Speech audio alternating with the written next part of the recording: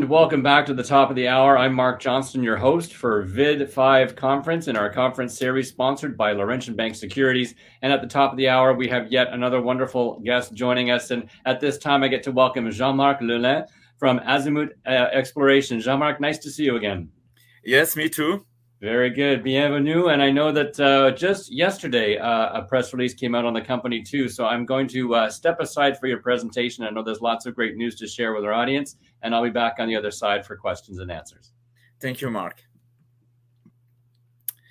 Good morning, everybody. We will speak about Azimut exploration today.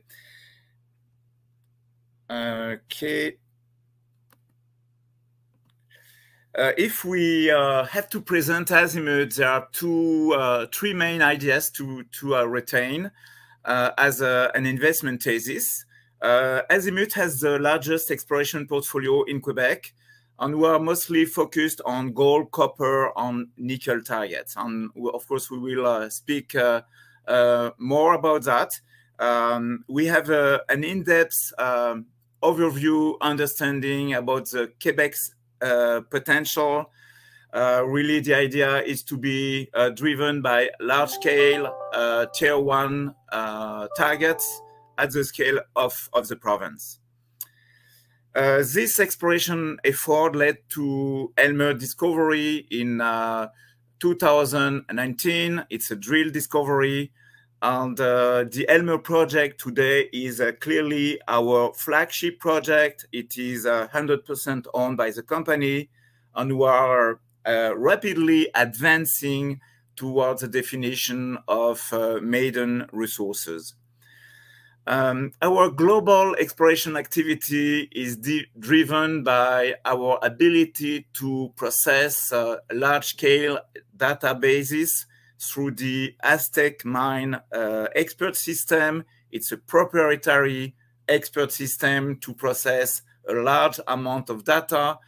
This led the company to sign 32 joint venture agreements, strategic agreements with 18 different companies.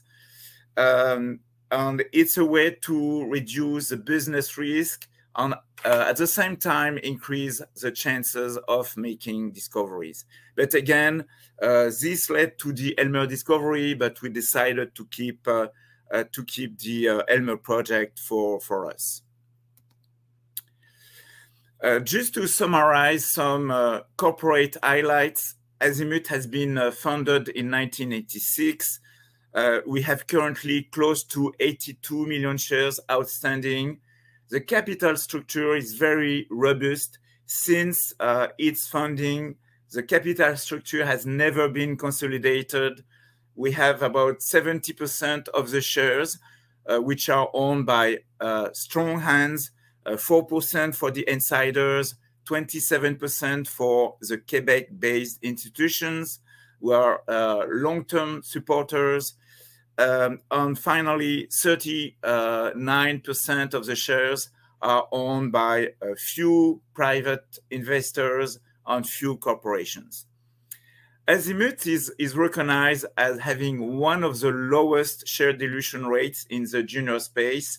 We really capitalize on our ability to create value per share. You know, having a nice market cap is very interesting, but in some cases you are unable to create value per share if you are too diluted. It's the reason why we are we have, like, as a financial doctrine, the idea to reduce as much as possible the share dilution rate through time. Azimut has more or less $30 million as working cap and, of course, no debt. This amount of money provides us the ability to advance our project according to the technical requirements, eventually to adjust, change, upgrade, increase our exploration dynamics. Coming back to the Elmer discovery, the project, as you know, is located in the James Bay region about 100 kilometers west from the Eleanor gold mine, owned and operated by Newmont. The James Bay region, even located in northern Quebec, is well recognized by the quality of its infrastructure. We have paved roads, power lines, airport, and maybe more important, we have the First Nations support. They are really proactive. They are considering the mining potential of their region, EUHC, as one of the main drivers for their economic development. Quebec's government has successively signed several agreements with the Cree First Nation, and this is working very well. The project itself is a 35-kilometer property. What is interesting for the Patwon Gold Zone, the Patwon initial discovery site, it is well located in the mid part of the property. Both sides along strike, we have potentially extensive targets to be explored. What is also interesting, there are numerous high-grade prospects which are known along strike, along the same host structure, hosting the Patwon discovery, but also along subparallel structures, which means that the project is still, in our mind, still largely underexplored. The work we have conducted last summer, which is shown in the adjacent rectangles with a light white color, are some of the target areas that we over which we have done some additional exploration, till sampling and systematic prospecting. We're still awaiting the results, but we're confident that new prospects will arise from this summer work. At current time, we already reported this, but we defined a priority exploration corridor, 8 kilometers long, 3 kilometers wide, around the Patwon Gold Zone. And of course, we already know a number of good targets, and we are confident about our ability to find additional zones peripheral to the initial discovery site. The Patwon discovery itself is defined as follows. It's almost a 600-meter long zone projected at surface on this slide. At current time, known down to 450 meters. It is clearly open at depth.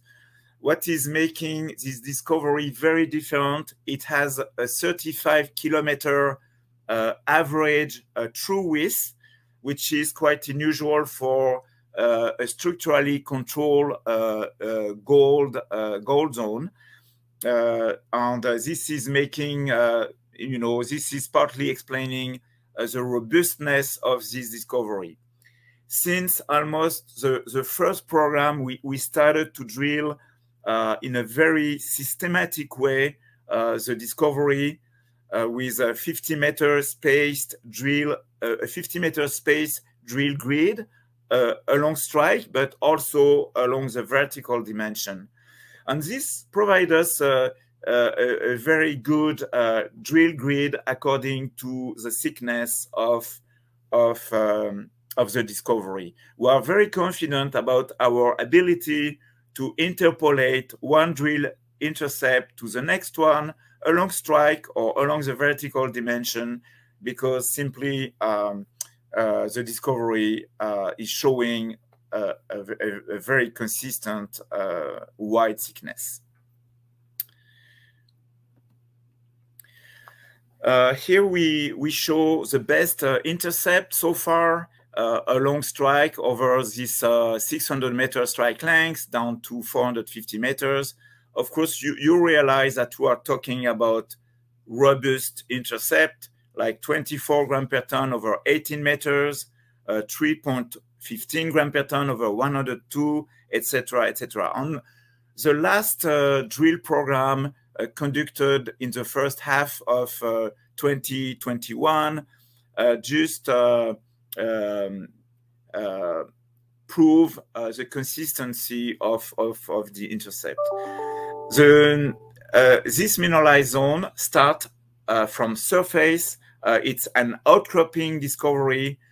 We have a very strong relationship between field observations and what we have observed with drilling. It's very coherent, very consistent, and there is no real problematic to interpolate the information we are obtaining through drilling. Gold, essentially, we talk about native gold, very frequent, a lot of VG, which provide us at a very early stage, even during the core drilling process, a good outlook about a potentially well mineralized intercept. Gold is free in quartz veins and in the fractures along the pyrite crystals. Again, there is no deleterious elements. We have no arsenic-bearing minerals, which could, weaken the recovery.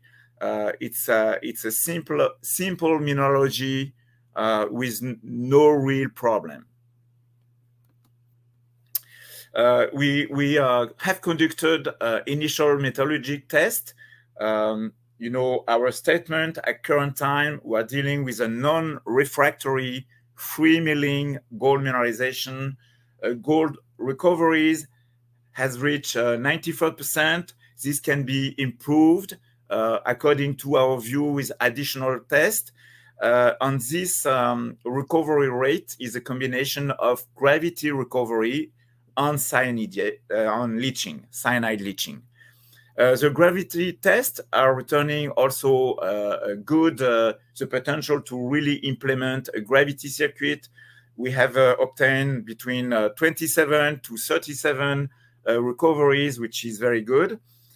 Cyanide leaching is working well, especially during the first 2 hours of leaching. Again, no deleterious elements, no graphite carbon, and we can really think about carbon in pulp system to recover gold. Grindability is also returning encouraging results. We don't foresee a major problem. We're not dealing with hard material, but by contrast with medium to moderately soft material. One another interesting factor, the gold is uniformly distributed along core. We're not specifically talking about high gold spikes and nothing in between. We see along core a good distribution of the gold grades.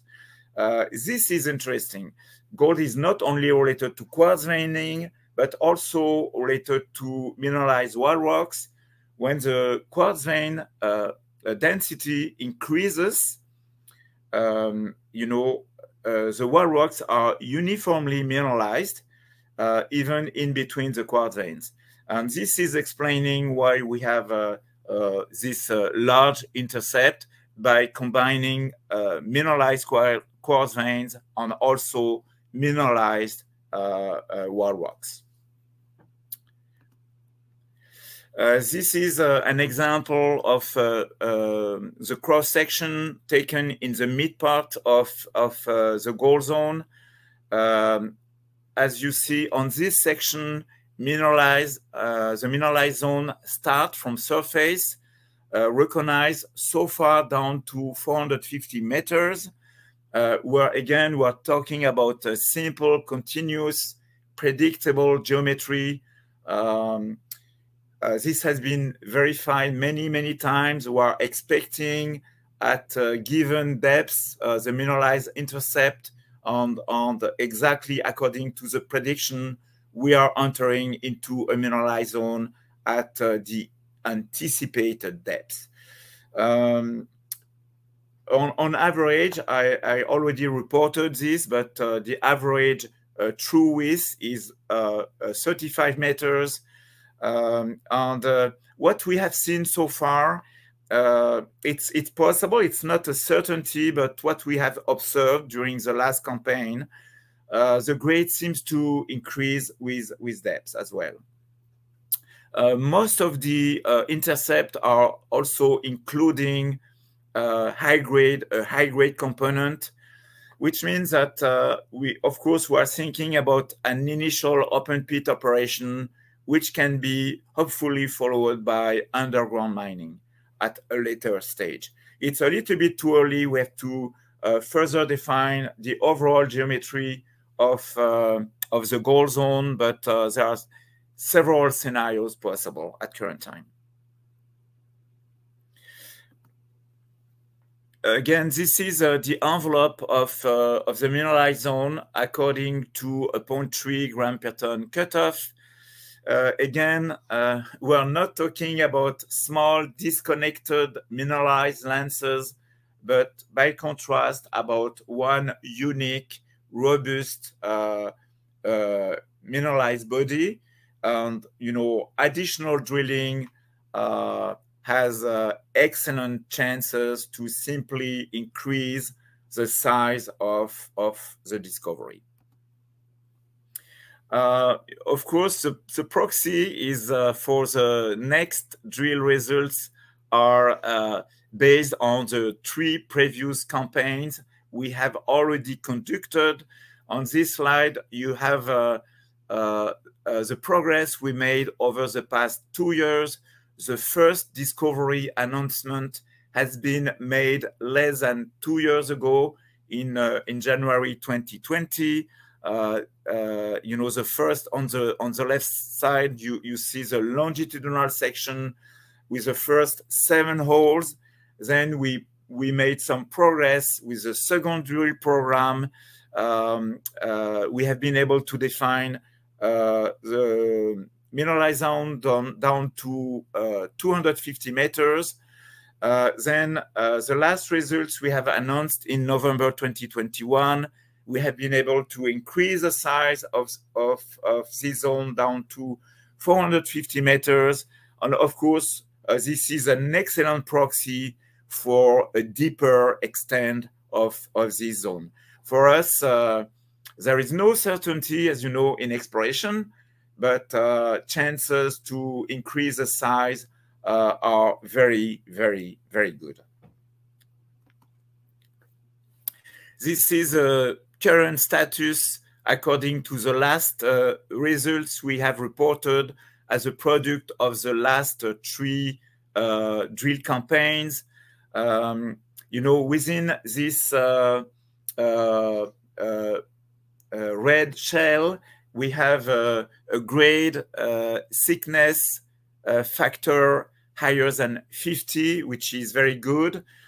Within this zone, within the red outline, we have an average of 45 meters as a true thickness, and at a grade of 2.86 gram per ton. And this, of course, provides us a very strong base to for a potential mineral resource.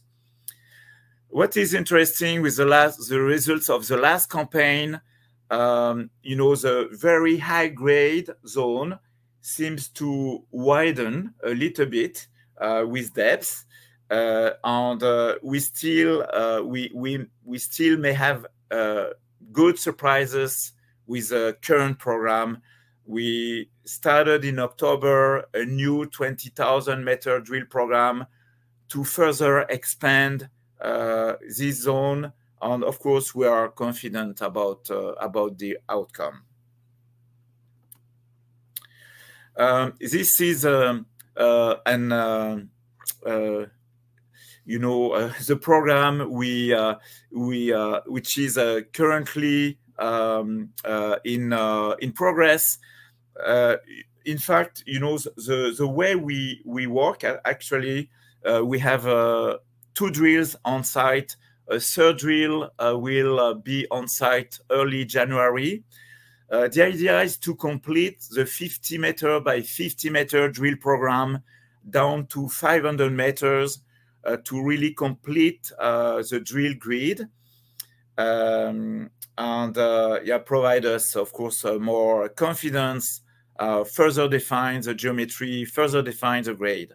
Then we will go down to 800 meters by a little bit changing the drill spacing.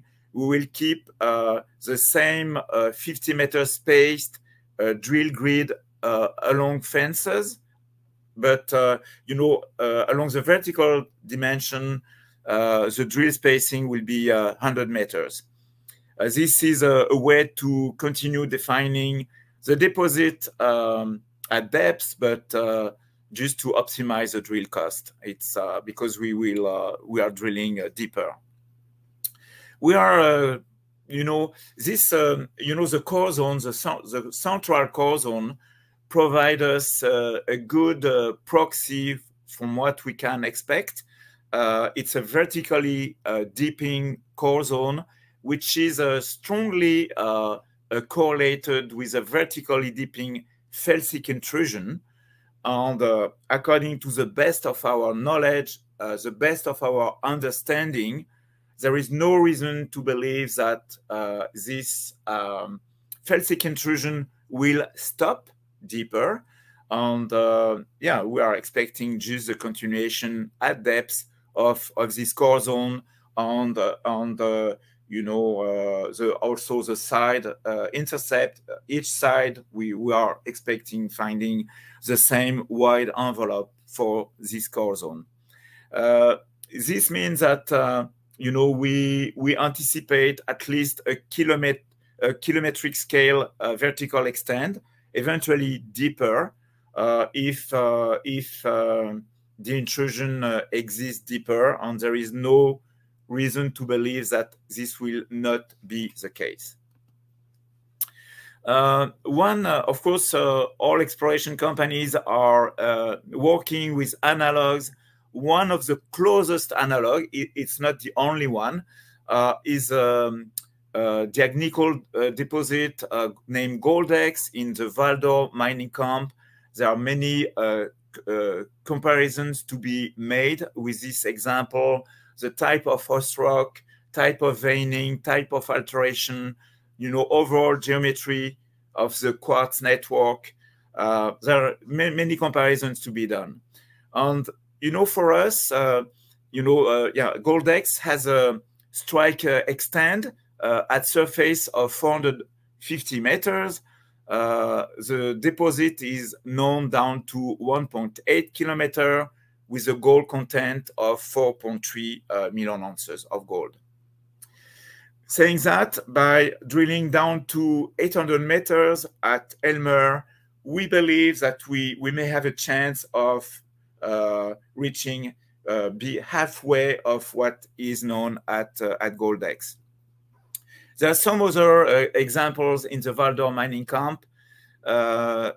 You know, for example, the Triangle deposit and the Chimney 4 deposit owned by Eldorado on the Sigma Lamaque property can be also analogs for Elmer. You know, you don't need a large scale intrusion to have a profitable deposit. To summarize the discovery, again, it's we have like a predictable geometry, including a wide core zone. From a structural standpoint, there is no folding. What is important also, there is no cross-cutting barren dikes, which may have created internal dilution. This can be a bad side effect of the geology, but so far we have never observed barren dikes which may retrench, subtract some or some answers at the point we will be ready to make a resource estimate. Again, we have excellent gold recoveries according to the test we have conducted, and we anticipate a kilometric scale vertical extent. In 2022, the drill program, we will drill at least 20,000 meters.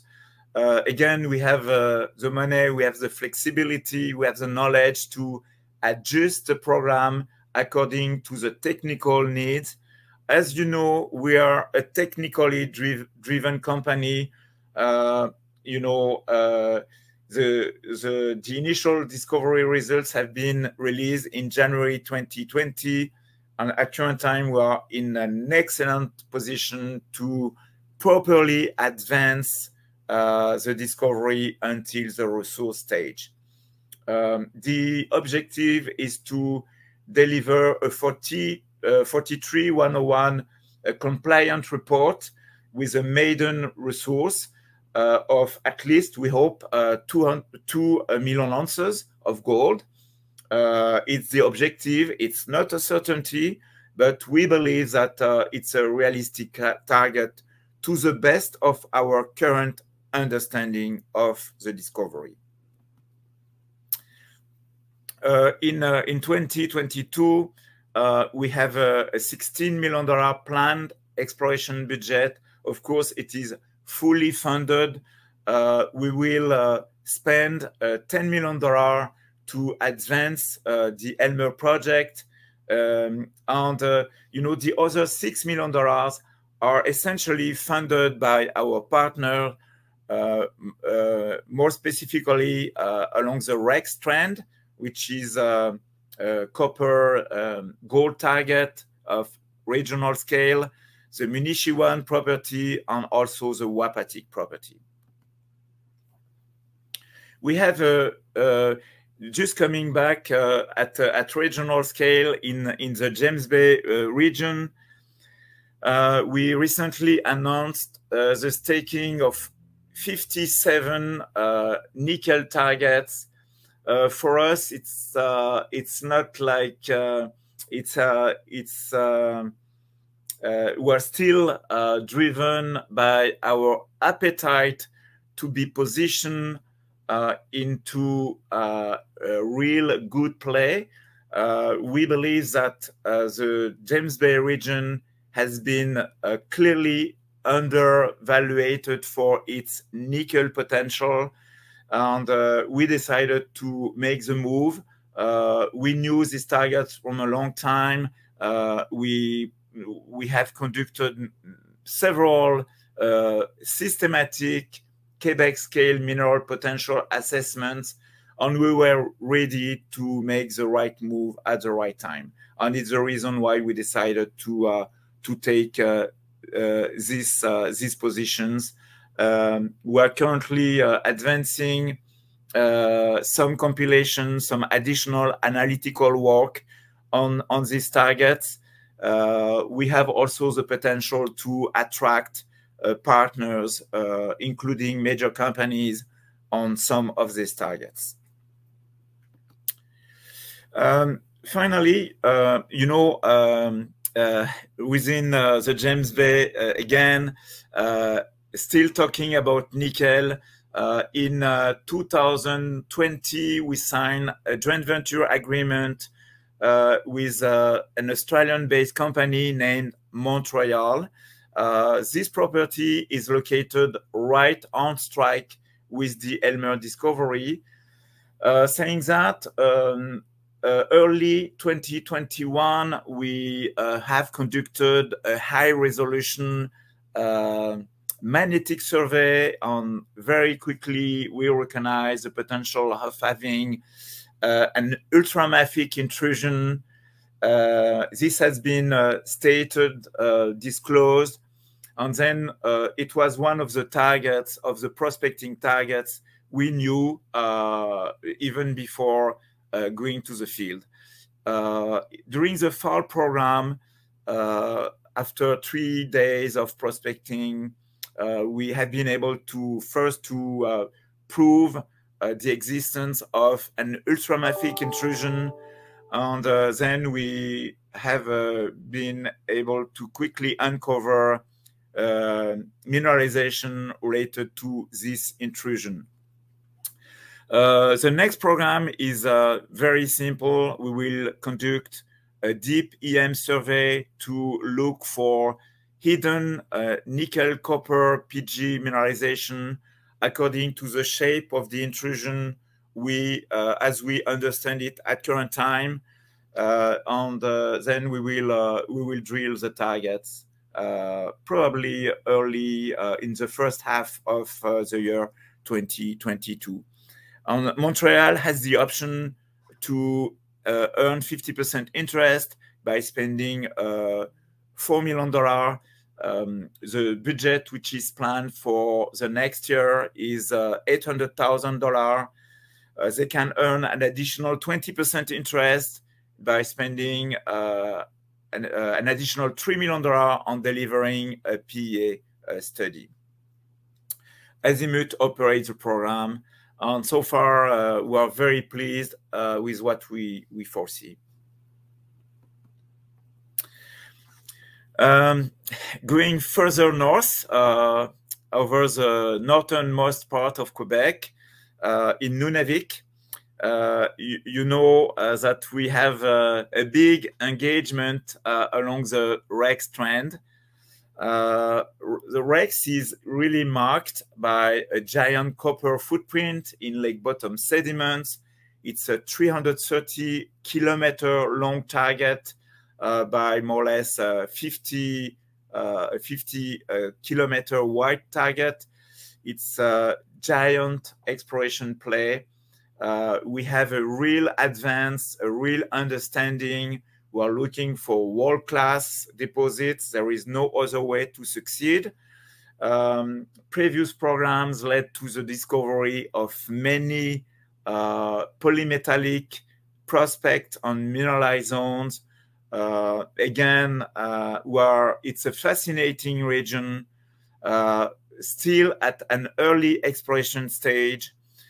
And, you know, based on previous results, we have signed a $40 million option agreement with SOQUEM. It's a strategic agreement, and SOQUEM is helping us to advance this play. We foresee, we have the vision of this region as a new mineral belt, having the potential to contain world-class deposits. You know, in 2021, we started drilling some of these prospects, and we are waiting for the results. But what we can say, there is, of course, some kind of relationship between the targets with drill and what we have seen in the drill core. Azimut operate this program as well with the support of SOQUEM. And the relationship with SOQUEM, which is the Quebec's government exploration arm, is very strong.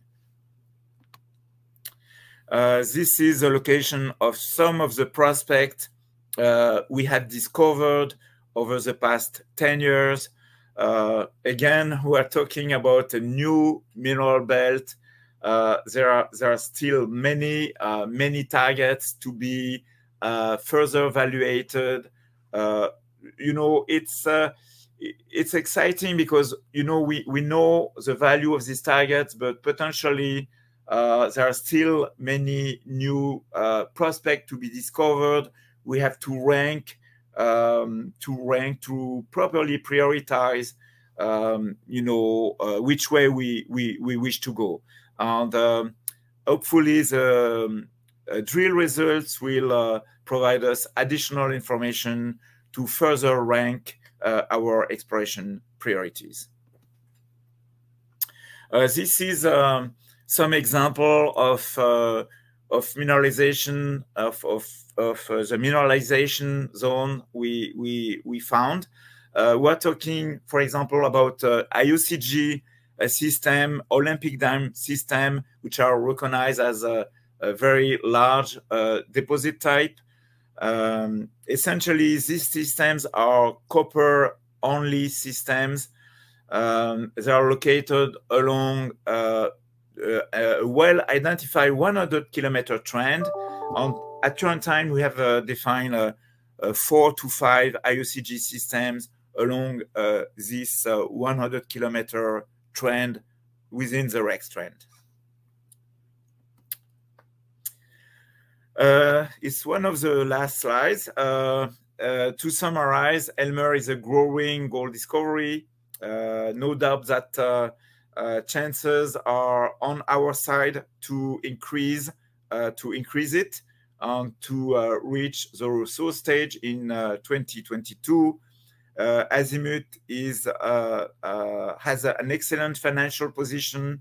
We have a strong partnership with SOQUEM. And again, we foresee the REX trend as the next copper district in Quebec. Thank you. Thank you for your attention. Merci. Thank you so much, Jean-Marc. That was one of our most thorough tours. I really appreciate the time and energy that you've offered the audience here. And the question and answer column is very busy already. I will say you've had one of the busier rooms of our conference, so it says a lot about your preparation and offering. Merci beaucoup. Okay. I would like to jump right in. One of our viewers, Donald, is asking, is there a relationship, Jean-Marc, between the Patwon discovery and other mineralized zones located at the Elmer property, such as the Gabbro and Gold zones? Yes, it's a very interesting question. Not necessarily linked, but the Gabbro zone may be controlled by a subparallel shear. Mm-hmm. What we know at current time, and we really made real progress in our understanding of the property. This year, we have compiled and entirely reinterpreted the geology according to a high-resolution MAC survey, IP survey, field data, etc., etc. And now we have like a property scale lithostructural map.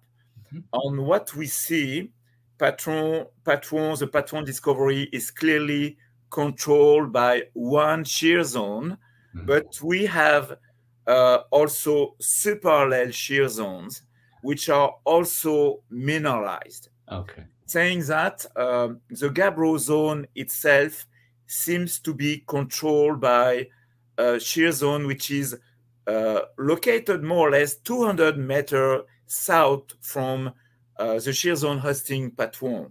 Mm-hmm. The last drill results related to hole 88 yes. Reported 122 gram per ton gold, 160 gram per ton silver, and some tellurium. And we believe that this intercept can be related to the Gabbro zone. And it's opening a new 2 kilometer long prospective zone south from Patwon. You know, the project is still underexplored, and you have to give us some time to further test our ideas. But we're not short from with drill targets. Very good, very good. Thank you, Jean-Marc. Question comes in asking, does Azimut build a mine at Elmer, or is that someone else? Okay. Of course, good question. Our expertise is to advance the discovery as far as possible, as quickly as possible, at the lowest cost as possible. Okay? It's clear. We have the ability to advance a project. Saying that, are we ready to mine it? Not at current time, certainly not, but we have the ability to properly create value for the shareholders, to dramatically increase the market cap of Azimut driven by this discovery. And we know the game. We're not ready at current time to do any deal with anybody. And we are fully financed. We have the ability to have additional financing if needed. We're not, looking for additional financing all the time. At the right time, yes, but not all the time. Anyway, we advance. The plan is to advance the discovery as far as possible. And of course, we are receiving a lot of interest from several major companies. No doubt about that. Okay. Okay, good to know, Jean-Marc. Thank you for that. And I know this is industry-wide, but just curious what the turnaround time is that you're experiencing with the Assay Labs right now. Okay, one word: terrible. Terribly bad. It's a second word. Yes, okay. Yeah, it's it's a real bottleneck, not only for us, Yes. And the way you report the results. If you report all the time fragmented results, it's not working the right way. You are just providing small patches. And our idea is to, first, we are a data-driven company. We must have the data, the right set of data to make a diagnostic about the progress we are making, good or bad. Yes. But what we need, this set of results each time to be able to advance. For the whole 88, which is really opening our eyes with a potential link with the Gabbro zone. Yes, we decided to put this release out because for us it's clear that it's a significant result. It's a reason. There is no other reason. Saying that, don't worry. We will further advance with the pending results. It's painful, but this will not change the final outcome. Understood. Thank you, Jean-Marc. Next question comes in. Why has Azimut recently made a move to acquire nickel targets in the James Bay region? Again, I like this question. It's our core business. We like predictive mineral potential modeling, and Azimut is by vocation a project generator. Saying that, nickel has been a long-standing commodity of interest for us. Yes. But we were just simply awaiting the right timing to make the right move. We foresee the quality of these targets. Again, Azimut is not an opportunistic company, but we are very much interested by opportunities. Okay. Just globally speaking, as you know very well, nickel is reaching very good value. Of course, this is change. This is explained by the current move into the green energy sector. The demand is incredible.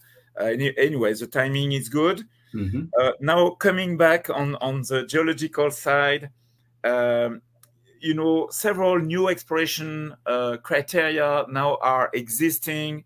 We can really optimize an exploration strategy by taking in consideration what is known within the Ring of Fire with the Eagle's Nest deposit. It's a very interesting target type. And we believe that this target type is applicable for the targets we have staked. It's a long answer, but it's a big move for us, it's a reason. Maybe the last point, the two last points. The James Bay is clearly undervaluated for this target type. No systematic exploration programs has, to the best of our knowledge, be conducted in the James Bay for this target type. Mm-hmm. And finally, the last WAPATIC results are, in some ways, are just start proving the approach. Because we are looking for WAPATIC type targets. Understood. Thank you for that. David asked a question: is this year-round exploration, Jean-Marc, or is there a winter shutdown?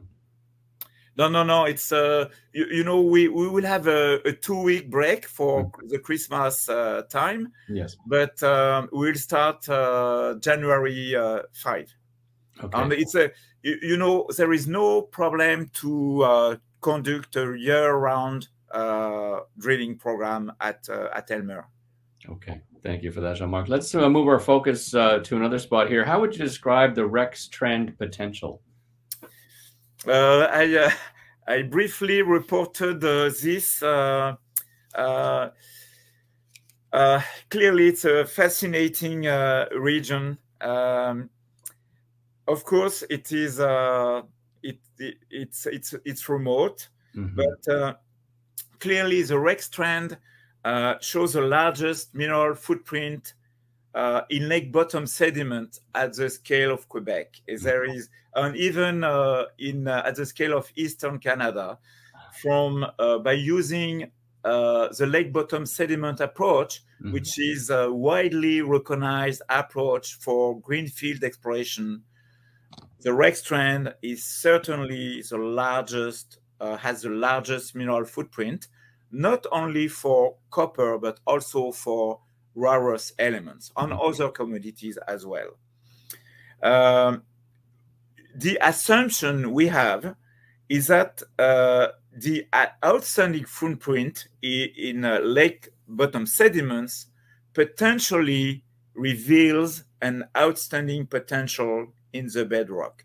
There is some kind of link or relationship between what is known in the lakes, in the lake bottom sediments, and potentially how we think that there is a real relationship with the bedrock potential. There is no other way to explain this size, on these strengths, the strength of the footprint, the size of the footprint, the commodity association, without having a major sources of mineralization in the bedrock. Okay. And we think that we are dealing with a new extensive mineral belt. SOQUEM is sharing the same view as us about the potential. And what is important, this has been already proven by the discovery of more or less 150 new mineral prospects along the target. Okay, thank you, Jean-Marc. Appreciate that very much. David asked a very specific question here. What is your cost per meter to drill an SA? Okay, this vary because the overall drilling cost ranges from 250 meters up to $250 per meter, up to $300 per meter. Okay. We have built a camp at Elmer. It's a year-round camp which can accommodate 35 people. On this, you have to take into account this cost as well. Understood. There's certainly a variance there. Jerry asks an interesting question here, Jean-Marc, about focus for 2022. Will you be doing any work on Piqua in 22, or is it not a priority compared to the focus and emphasis on the more prospective project over at Elmer and Rex? Yes, Piqua is still a good target. We will make a report on it probably early next year. But according to the other priorities we have, it's not a top priority. The real focus is Elmer. We have the Rex Strand in mind, of course. We have Wapiti, Munishiwan, a number of other targets. We have the largest exploration portfolio in Quebec, not on a daily basis, but certainly on a monthly basis, and of course on a yearly basis. We are consistently and constantly reassessing the priorities, the ranking, to put our money at the right places. This doesn't mean that one property or the other one is not a good one, right. But we have to really find the right criteria to put the right amount of money at the right places at the right time. And it's just a way to optimize the exploration process. Very good. It's quite a recipe, to say the least. I do want to wind us down here shortly, Jean-Marc. We're approaching the top of the hour, but just to finish off, I really want to honor that yesterday the press release came out. Just wondering if you could share a little bit more about that with the Wapiti results and what that does for the company currently. Wapiti by itself can be a real upside, or can create much more value, because this is representing a very attractive target. The shape, we did some 3D modeling with magnetic data we did an inversion 3D modeling. And as we can use this model, according to this model, the shape of the intrusion is very interesting. We can have like an accumulation of nickel copper sulfide at the bottom of this intrusion along irregularities, along, it's a basin shape intrusion, very favorable to host significant nickel copper mineralization. Saying that, what we foresee is interesting. We will further advance through an EM survey. Again, no certainty, but it's a very robust target. No downside, because the program is fully funded by our partner. Understood, Jean-Marc. I don't get a sense there's a dull moment at the company. There's lots of activity and many moving parts. I will say that as we approach the top of the hour, it's been a very robust presentation. We've had a very active room with you today. Congratulations on bringing a solid audience to the table. We're very grateful for that at VID conferences. And as always, c'était très intéressant, comme d'habitude. It's always a pleasure to meet with you, Jean-Marc. You have great energy, and I honor the work that you're doing. So I wish you a great...